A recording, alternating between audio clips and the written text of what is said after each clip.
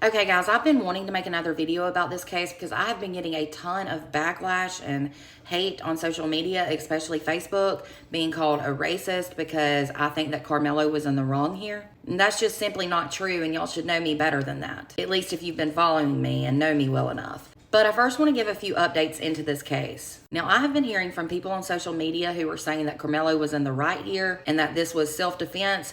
They've been saying that the two of them knew each other prior to this incident. Some are even saying that he had been bullied by Alston. However, according to the local police chief, that is not true. So they said that, and they also gave a few more details into what exactly happened, allegedly. Now, keep in mind, guys, I was not there, and you probably weren't either. So these are all just reports I'm giving y'all that the police have said, so don't come after me. I'm telling you simply what the police said. So police are saying that the two boys had no prior connections with each other. As you already know, they were both 17 years old, and Carmelo Anthony, who is pictured here on the left, is accused of stabbing Alston Metcalf, who is pictured here on the right. He stabbed him in the heart last week, in the chest, while they were both at a track meet in Frisco, Texas. A probable cause affidavit has now come out, and it is saying that the altercation started when Alston asked Carmelo to leave a tent that was supposed to be for Alston's track team. Allegedly. I'm going to say allegedly a lot. Again, they are saying the two of them had never met before this. Police said that Alston got into the altercation with Carmelo, who sat under the tent that was designated for Memorial High School, and that's where Alston attended, where he was a junior. The affidavit said that after that, Carmelo then reached into his bag, and that was when he was told he was sitting in the wrong area. A witness claims that they allegedly heard Carmelo saying, "Touch me and see what happens." The witness told police that Alston then touched Carmelo, who then encouraged Alston to punch him. Then Alston, I guess, tried to make him move. Now, I'm not sure how he tried to. I don't know if he physically grabbed him to try and move him. I don't know that.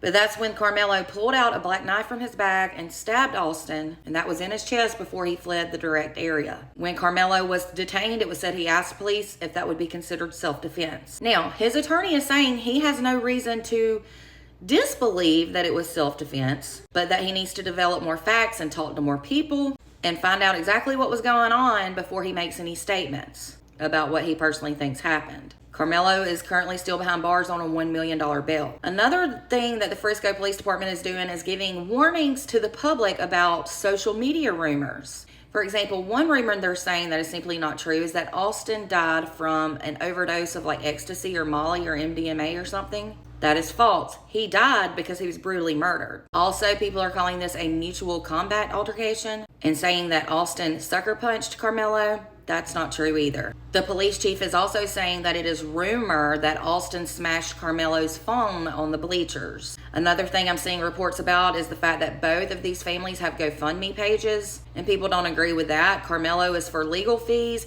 Alston's is for his family to bury him for funeral expenses, and they may have some legal fees in the future too. And something else to keep in mind, a mother and a father just lost their young son. They are going to need time off of work. Let people give their money to whoever they want to give it to, no matter which side it is. Good for them for giving. So those are the updates. Now let me address something that I mentioned at the beginning of my video. I stand by what I said in previous videos, whether you agree with me or not. Alston did not deserve to die, and I don't agree with the fact that people are taking up for Carmelo. And this is my thing. Why would you bring a weapon to a track meet? I don't get it. And my other thing is this: whatever happened to self-defense being what they would do in the old days? And that would be to fight it out with hands. Or even better, walk away and tell an adult. Tell an adult you're being bullied or messed with. A weapon should be the very last thing ever used. And that's only if you are in direct danger of actually dying or being killed. So all of you calling me racist because those are my beliefs and ideas are simply sick and ridiculous. My beliefs would be the exact thing if Carmelo had been white and Alston had been black. It really gets old when people have to resort to saying you're racist or name calling simply because you disagree with them and state what you think in a respectful manner, and that's what I did. Alston shouldn't be dead, point blank, period. And again, had Alston been black, I would have said the same thing. He should still be here, graduating soon with the rest of his life ahead of him. But sadly, he's not, because a young man acted in the heat of the moment and obviously wasn't thinking clearly, and he took the life of Alston, and that's not okay. Let's question this. Why did he have a weapon on school grounds anyway? He does not sound like the angel everyone is trying to describe him as. And I don't know that either one of them were angels, honestly. That is my opinion, and we all have those. Let me know your thoughts in the comments, but please keep it respectful no matter which side you're on. I respect your opinion. I wish you'd do the same for mine. For more true crime, make sure to follow and subscribe if you're on YouTube.